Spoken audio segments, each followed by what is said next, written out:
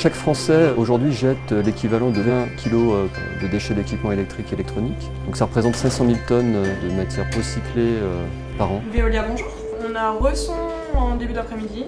Notre métier consiste à collecter sur les déchetteries, chez les distributeurs et dans les entreprises, les équipements avec tous les documents de traçabilité, les réceptionner sur nos sites, les peser, les trier par typologie, les dépolluer, extraire en effet toutes les substances dangereuses, puis les démanteler par des process à la fois mécanisés et par des opérations manuelles pour extraire toutes les matières valorisables et recyclables.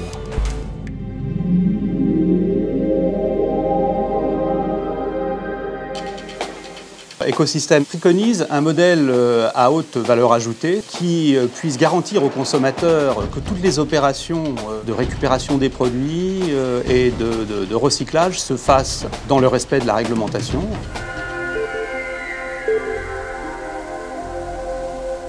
D'autre part, notre ambition, c'est aussi de faire en sorte que les producteurs qui fabriquent les appareils puissent réutiliser de la matière recyclée qui vient des opérateurs comme Veolia, par exemple, qui traitent nos appareils en fin de vie.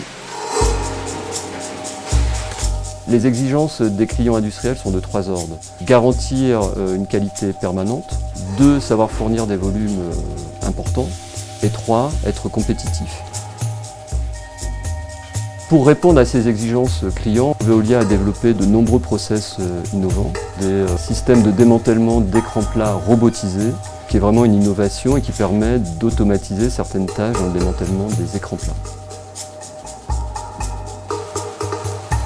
Nous avons breveté un process sur le tri automatisé des plastiques en mélange issus des petits électroménagers. On atteint sur cette unité des taux de pureté supérieurs à 95%, ce qui nous permet de produire des matières recyclées qu'on revend à des industriels, notamment SEB. Donc on parle vraiment, dans ce cas-là, d'économie circulaire en boucle fermée.